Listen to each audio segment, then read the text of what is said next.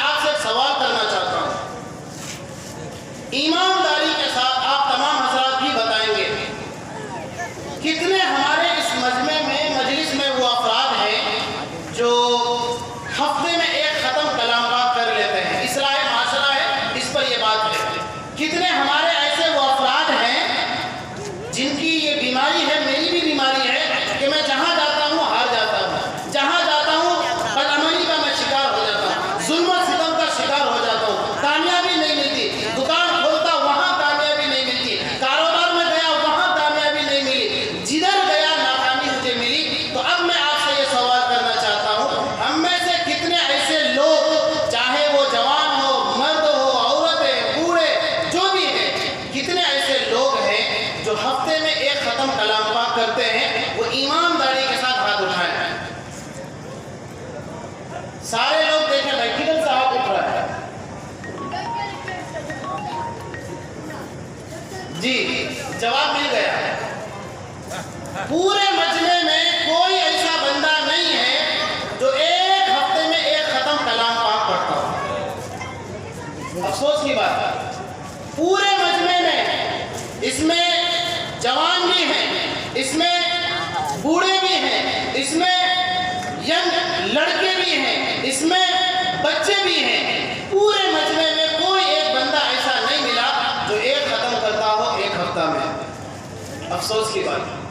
اب اصلاح معاشرہ کا جلسہ ایک نہیں، دو نہیں، بے شمار کیجئے۔ یہاں پر رک کر میں آپ کو آج کا ایک چھوٹا سا واقعہ بتانا چاہتا ہوں۔ دو طالب علم اسکول کے پڑھے ہوئے ہیں، وہ میرے پاس پڑھتے ہیں۔ تو میں نے کہا کہ بابو آج جمعہ کا دن ہے، آج میں سبق نہیں پڑھاؤں گا، آج ایک کہانی میں سناؤں گا۔ بار بار ٹی وی کا تذکرہ، ٹی وی میں یہ دیکھتے ہیں، یہ شو وہ شو، تو میں نے سوچا تھا کہ جمعہ کے دن آج میں ایک کہانی سناؤں گا اور چھٹی آدھا گھنٹہ پہلے میں کر دوں گا۔ تو ان طلبہ نے کہا کہ بہت اچھی بات ہے، 7 بجے سے ہمارا ایک شو دیکھنے کا ٹی وی میں، وہ فائٹنگ کا۔ تو میں نے کہا اس میں کیا ہوتا ہے؟ مجھے معلوم ہے، ایسا نہیں کہ میں آپ کے اس محلے کے حالات سے واقف، مجھے معلوم ہے، میں بھی جانتا ہوں۔ تو اس نے کہا کہ بھائی اس میں لڑائی ہوتی ہے، جیتنے والے کو بہت زیادہ انعام دیا جاتا ہے، پوری دنیا میں اس کے مقابلے میں کوئی بندہ نہیں ہے جو اس کا مقابلہ کر سکے جس کا آج مقابلہ ہے۔ تو میں نے کہا ایک تو نام بتاؤ جس کو میں بھی جان سکوں، یا کوئی ایسا نام گناؤ جو ہمارے اگل بغل کا ہو۔ تو اس نے خلیل نام بتایا، خلیل۔ ہم نے کہا کہ یہ کیا کرے گا؟ لڑائی کرے گا۔ ہم نے کہا کہ تلوار سے، بندوق سے، کہا کہ نہیں، کوئی تلوار کچھ بھی نہیں، بلکہ یہ لڑائی کرے گا۔ تو ہم نے کہا کہ بھائی یہ کیسے لڑائی کرتا جو پوری دنیا پر چھا جاتا ہے؟ اس کے ساتھ 2-3 اور نام گنائے، مجھے یاد نہیں ہے۔ اور کہا کہ ایک دوسرے طالب علم نے کہا بھائی یہ تو ریٹائر ہو چکا ہے۔ تو اس نے کہا کہ ریٹائر ہوا تھا، کیا ہوا؟ نمبر 1 پہ اب بھی ہے نا۔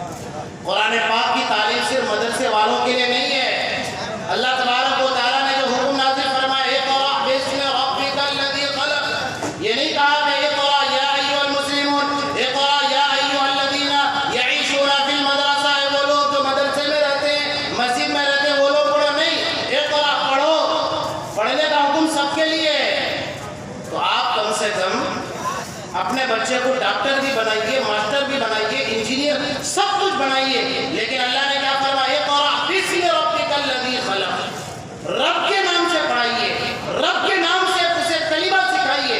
پھر بعد میں وہ اسکول میں جا کر کے، کالج میں جا کر کے، یونیورسٹی سے اگر وہ ڈاکٹر ماسٹر بنے گا تو وہ اسلام کے سانچے میں ڈھل کر بنے گا۔ بعد میں وہ انجینئر بنے گا تو اسلام کے سانچے میں ڈھل کر بنے گا۔ اسے پہلا ماحول یہ دیجیے، اسے کلمہ سکھائیے، اسے نبی کا نام سکھائیے، اسے حضرات ائمہ کرام اور حضرات خلفاء راشدین نام سکھائیے۔ یہ آپ کا اور میرا دینی تقاضا، دینی فریضہ ہے۔ اگر ہم چاہتے ہیں کہ اصلاح معاشرہ، ہمارا معاشرہ درست ہو جائے تو آپ شروع یہاں سے کیجیے، گھر سے شروع کیجیے، اپنے بچوں سے شروع کیجیے، آپ اپنے بچوں کو تعلیم دیجیے۔ اچھا، میں جو بات شروع کیا تھا وہ کلام پاک کے تعلق سے سوال، میرا جو پہلا سوال تھا کہ پورے ہفتے میں ایک ختم کرنے والا ہمارے اس مجمع میں ایک بھی بندہ نہیں ہے، اس پر ہمیں افسوس ہے۔ اچھا، کوئی ایک ایسا نام بتائیے جو کم سے کم 15 دن میں ایک ختم کلام پاک پڑھتا ہوا ہاتھ اٹھائیے، ایمانداری کے ساتھ۔ 15 دن میں ایک ختم کلام پاک کرنے والا بھی نہیں ہے۔ وہ ان لوگوں کہ جو اصلاح معاشرہ کرنا چاہتے ہیں، وہ لوگ جو اصلاح معاشرہ کی فکر کرتے ہیں اور اصلاح معاشرہ کے لیے جہاں پر اللہ نے علاج بتایا اس کتاب کو مکمل کرنے کے لیے 15 دن میں ایک بندہ بھی ہمارے مجمع میں نہیں ہے۔ اچھا، ایک ایسا نام بتائیے کہ جو کم سے کم مہینے میں ایک ختم کرتا ہو، پورے مہینے میں ایک ختم۔ اب آپ بتائیے۔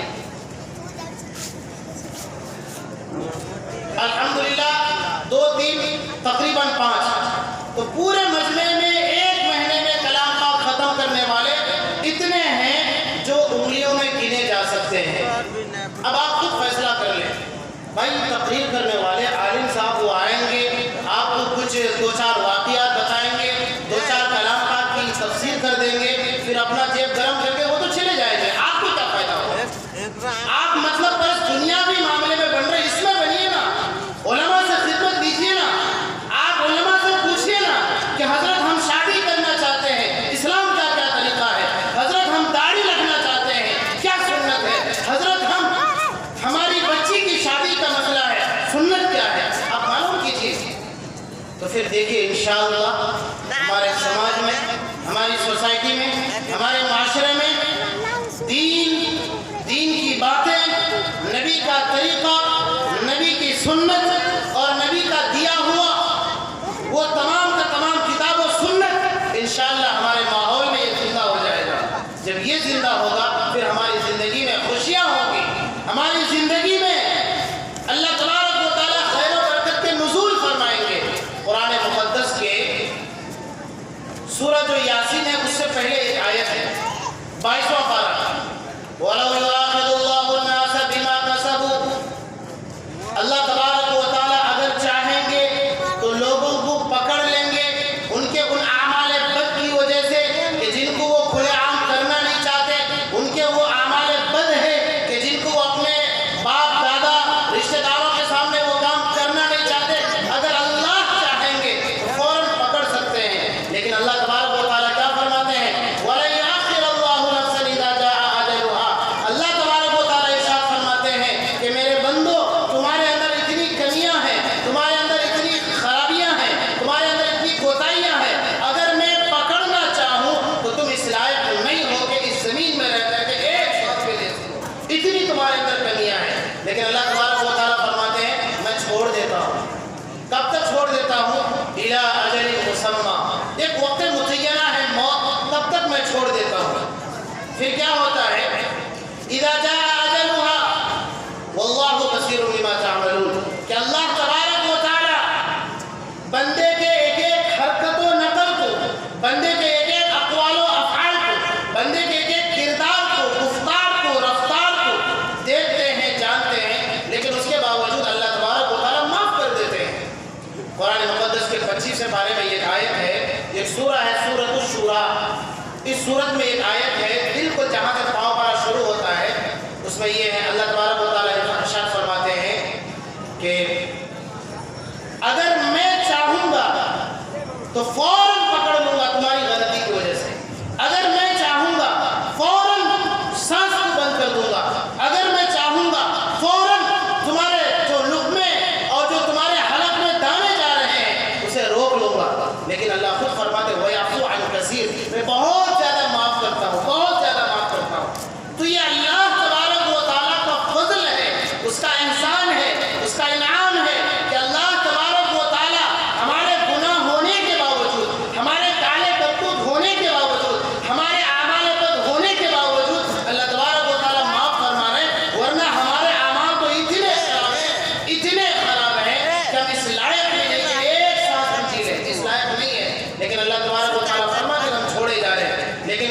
اللہ پکڑ لیتے ہیں.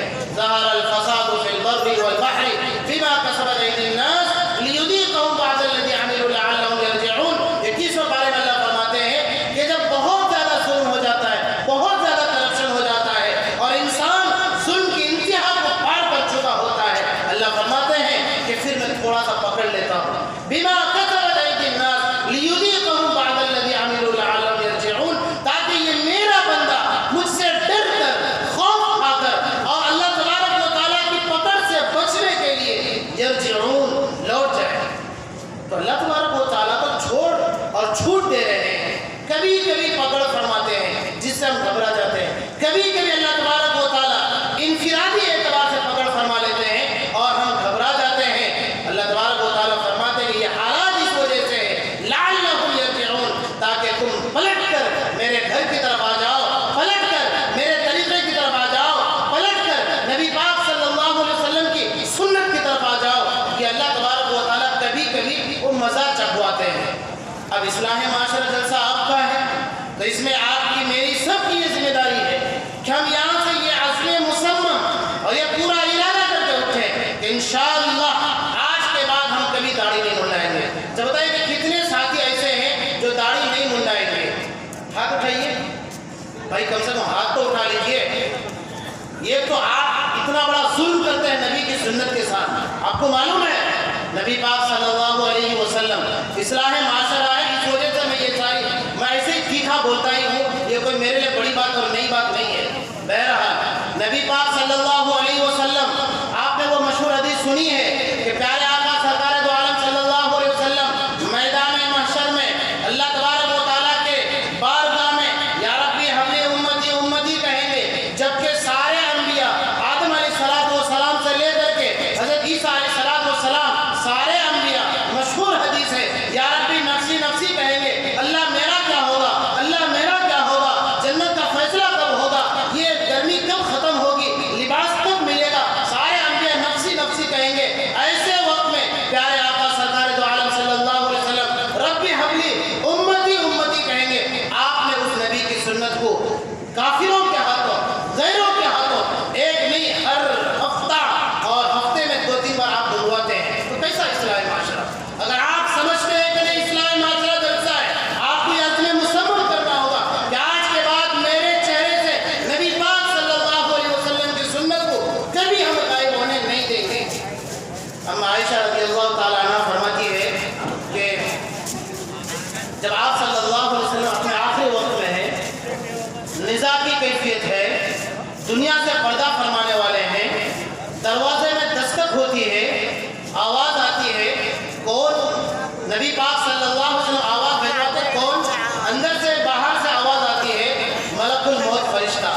لیکن یہ جو رسول چالو ہوا ہے, اسی وجہ سے نہ آپ کو فائدہ ہوگا اور الحمدللہ ہمارا جیب گرم ہو جائے گا. یہ بیچ میں جو چائے کا سسٹم چلتا ہے نا, اسی لیے آپ کو فائدہ نہیں ہوتا ہے. خالی بڑا بڑا موبائل رہے گا, موبائل میں ویڈیو بنے گا اور کوئی غور سے سننا کچھ بھی نہیں ہوگا. اس کے بعد گھر میں جا کر کے 2 منٹ سن لیں گے, جیب میں رکھ لیں گے, فلم دیکھیں گے, اسی لیے فائدہ نہیں ہوتا ہے. ماننے کی صلاحیت نہیں ہے. ان اللہ لا یغیر ما بقوم حتی یغیروا ما بانفسہم. اٹھائیے آپ تیرواں پارہ اور سورۃ الرعد, ایک سورت کا نام ہے سورۃ الرعد. ان اللہ لا یغیر ما بقوم حتی یغیروا ما بانفسہم. اللہ تبارک و تعالیٰ فرماتے ہیں کہ میں خدا, میں اللہ اس وقت تک کسی قوم کی حالت کو نہیں بدلوں گا, اس وقت تک کسی مسلمان, کسی قوم, کسی ملت اور کسی فرد کی بھی حالت کو نہیں بدلوں گا جب تک کہ خود وہ قوم اپنے آپ کے بارے میں یہ فیصلہ نہ کر لے کہ میں بدل جاؤں. آپ کا تو فیصلہ ہے ہی نہیں کہ مجھے بدلنا ہے. تو دین کی باتیں ہو رہی ہے, بیچ میں چائے, ہم کو چائے نہیں لے رہی کیا؟ ہم کو بھی تو پیٹ میں درد ہو رہا ہے, ہمارے بھی پیٹ میں تو چوہے کود رہے ہیں. تو اصلاح معاشرہ کا مطلب ہی یہی ہوتا ہے کہ نبی پاک صلی اللہ علیہ وسلم کی جتنی بھی باتیں آئیں گی, ساری باتوں کو آپ بھی ہم بھی سب عمل کریں گے, تب نہ فائدہ ہوگا. جب تک ہم انسان اور ہم مسلمان نبی پاک صلی اللہ علیہ وسلم کی باتوں کو یقین کے ساتھ, عمل کی نیت کے ساتھ نہیں سنیں گے, تب تک ہماری زندگی میں کوئی تبدیلی نہیں آئے گی. میں آپ کو یہ بات بتا رہا ہوں,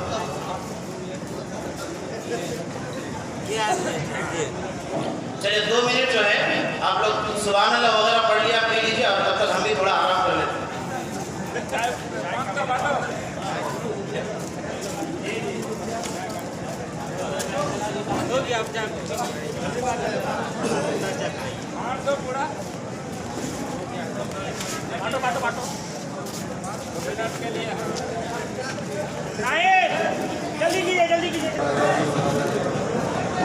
اللهم بارك على محمد وعلى ال محمد كما باركت على ابراهيم وعلى ال ابراهيم انك حميد مجيد. معزز سامعین کرام، اصلاح معاشرہ پر بہت ساری باتیں ہیں. اصلاح معاشرہ پر میرے اندر بہت ساری خرابیاں ہیں. میں انہی چیزوں کی طرف نشاندہی کرنا چاہتا ہوں. میں قرآن مقدس کے 13ویں پارے کی ایک آیت پڑھ رہا تھا، ان اللہ لا یغیر ما بقوم حتی یغیروا ما بانفسہم، کہ اللہ تبارک و تعالی اس وقت تک نہیں بدلیں گے کسی بھی قوم کی حالت جب تک کہ خود بندہ بدلنے کا ارادہ نہ کر لے. اب اگر آپ یہاں پر اس جلسے میں اس نیت کے ساتھ بیٹھے ہیں کہ نہیں انشاءاللہ ہم اپنی آخرت کے بارے میں فیصلہ کر لیں گے، انشاءاللہ نبی پاک صلی اللہ علیہ وسلم کے بارے میں یہ ہم فیصلہ کر لیں گے کہ آج کے بعد انشاءاللہ اپنے چہرے سے نبی پاک صلی اللہ علیہ وسلم کی سنت کو کبھی نہیں غائب کریں گے، تو پھر تبدیلی آئے گی. یہ اور بات ہے کہ 1 سال کے بعد 2 سال کے بعد اللہ عمل کی توفیق دیں گے. جب تک بندہ خود ارادہ نہیں کر لیتا تب تک اللہ تبارک و تعالیٰ توفیق بھی نہیں دیتے. وَمَن يَعْشُ عَن ذِكْرِ الرَّحْمَٰنِ نُقَيِّضْ لَهُ شَيْطَانًا فَهُوَ لَهُ قَرِينٌ. قرآن مقدس کے 25ویں پارے کی آیت ہے.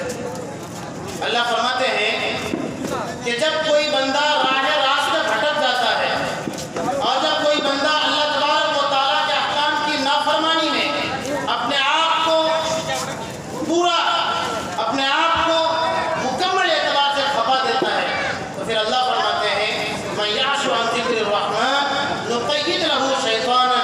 جو بھی رحمان کے ذکر سے غافل ہوگا، جو بھی رحمان کے احکامات سے غافل ہوگا، اللہ جو ارحم الراحمین ہیں، اللہ جو تمام بندوں پر رحم کرنے والے، مہربانی کرنے والے، کرم کرنے والے، وہ اللہ فرماتے ہیں نُقَيِّضْ لَهُ شَيْطَانًا، ہم اس کے لیے ایک شیطان متعین کر دیتے ہیں.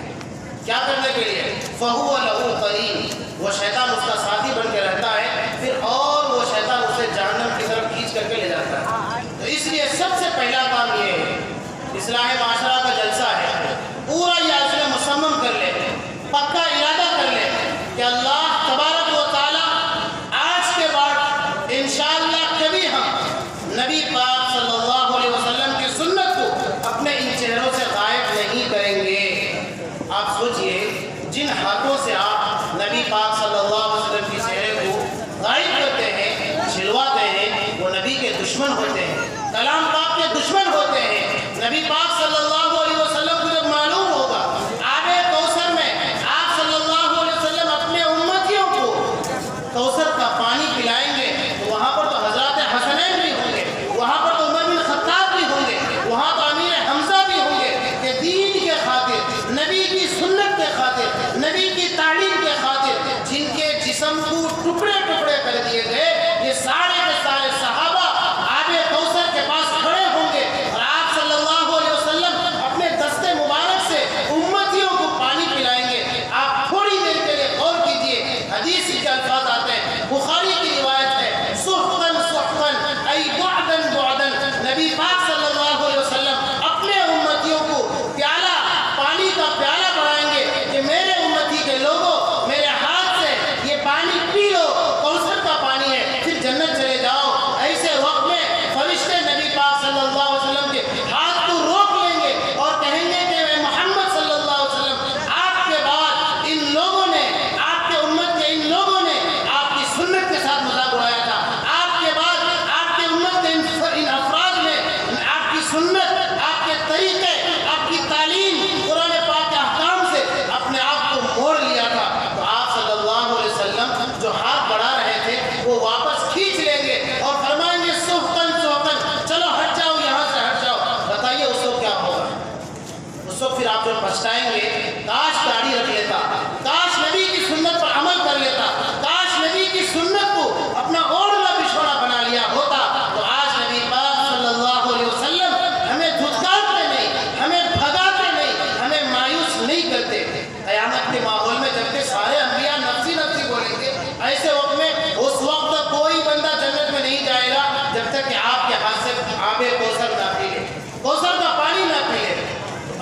اتنا تو آپ خیال کریں کہ آج کے بعد انشاءاللہ پہلا کام اصلاح معاشرہ کا، یہ پہلا پیغام، یہ پہلا میسج اور یہ پہلی اپیل اور درخواست آپ سے یہ ہے کہ آج کے بعد انشاءاللہ نبی پاک صلی اللہ علیہ وسلم کی سنت سے اپنے اس چہرے کو سجائیں گے انشاءاللہ۔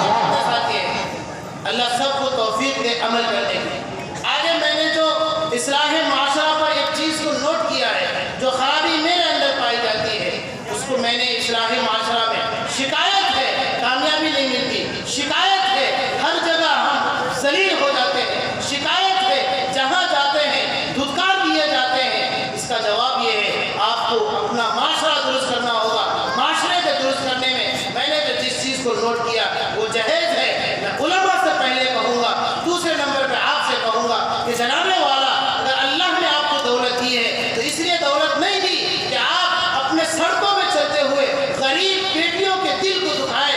میں مالداروں سے یہ کہنا چاہتا ہوں، اللہ تبارک و تعالیٰ نے اگر آپ کو ثروت سے نوازا، جاہ و جلال سے نوازا، عزت سے نوازا، مقام و مرتبے سے نوازا، آپ اس کا غلط استعمال نہ کریں، سادگی کے ساتھ سنت کے مطابق شادی کریں، جہیز نہ لیں۔ صاف لفظوں میں یہ کہہ رہا ہوں، جہیز بالکل نہ لیں۔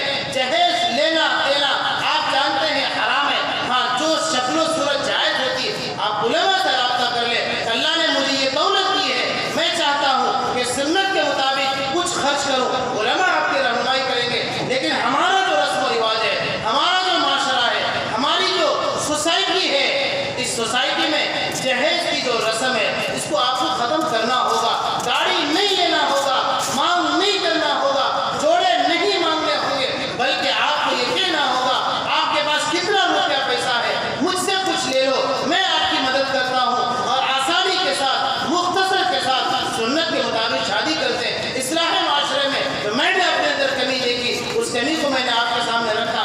آگے میں نے اصلاح معاشرہ پر جس کو میں نے اہم سمجھا وہ یہ ہے کہ آج ہماری ماں بہنوں پر، عورتوں پر ظلم ہو رہا، اس اعتبار سے کہ ان کے حقوق ادا نہیں کرتے، ان پر ظلم اس اعتبار سے ہو رہا ہے کہ ہم جب تھک ہار کر دکانوں سے، کاروبار سے، تجارت سے واپس گھر آتے ہیں، اگر خدا نہ خواستہ نمک زیادہ ہو جائے سالن میں، ٹیسٹ میں تبدیلی آ جائے، خرابی آ جائے، تو ہم فوراً لعن طعن کرتے ہیں، گالم گلوچ سے ان کا استقبال کرتے ہیں۔ آپ کو کیا معلوم کہ اس ماں نے، اس بہن نے، اس بیٹی نے آپ کے لیے جو سالن بنایا تھا، آپ کے لیے جو کھانا تیار کیا تھا، کتنی بار گیس میں ہاتھ جلا ہوگا، کتنی بار گیس کے انگارے میں انگلی لگی ہوگی، کتنے بار برتن گرنے کی وجہ سے کپڑے خراب ہوئے ہوں گے۔ ان تمام چیزوں کو اس ماں نے، اس بیٹی نے، اس بہن نے برداشت کیا آپ کی خوشی کے لیے، آپ کے آرام کے لیے، آپ کی راحت کے لیے،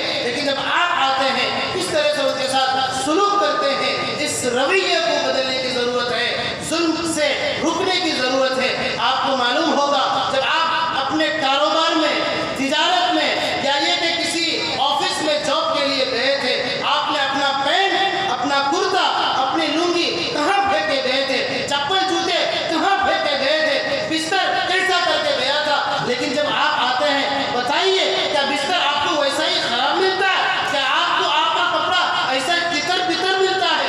نہیں ملتا ہے۔